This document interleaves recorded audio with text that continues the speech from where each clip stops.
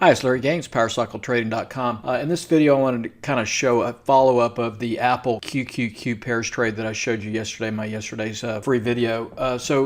We had this move here, pre-earnings move from the 17th of October, and hit a high, up here to around 51.50. That's shares Apple over QQQ, and then a pullback after earnings. But I wanted to show you how technically these types of spreads can also trade. So this is a 30-minute chart, and you can see how it sold off real hard and came down and it came down to around $46 per share over. So right here, and you can see from momentum, I like to use momentum to kind of give signal of direction. So we had a negative momentum cycle 1 and 2. So you can see how it really started to hit it really hard on the 30-minute. And then today we had the positive momentum cycle back up. So, kind of reverse back to the upside. So you can see how just technically this spread really responded to the momentum that we use, momentum 1 and 2 on these indicators, measuring momentum, which gives you good direction. So, it turned back up from here 47 right around this area here and spiked up to, 51.80. So a huge move today. So, if you look at that,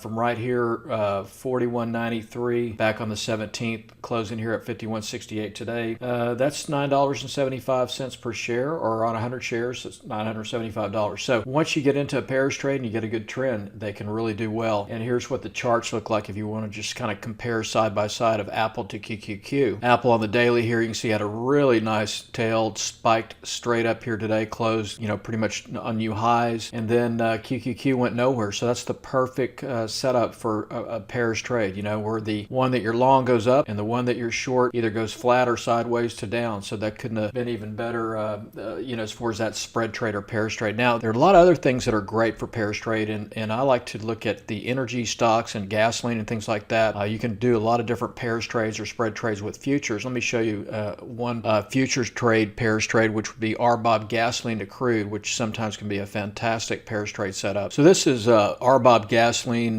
converted to a per barrel price. All right, so that's when we're matching RBOB gasoline long or short to crude. This is the way that you want to do it. Now, what I wanted to point out here, this is a seasonal trend too. So these can be huge money-making seasonal trends. So if you look here, this is a weekly chart of RBOB gasoline, and when we get into about February of each year, new year, there's usually a good seasonal trend on gasoline. So you can see how here it went from around the 4th of February from about $60 per barrel up to over $90 a barrel. And during that same period of time, crude oil, come over here and look at crude oil around the 4th of February. It also went up, but not nearly as much. So it was trading around $53, $54 per barrel, and only made a high up here to 66. So you can see just from the standpoint of looking at RBOB gasoline to crude, it had a much more explosive move, and this is what it looks like as a spread trade. So here's that spread on RBOB long, crude short. This was on the February the 4th. You can see it was trading right around $7.30, $7.38 per barrel gasoline over, and it spiked up, had an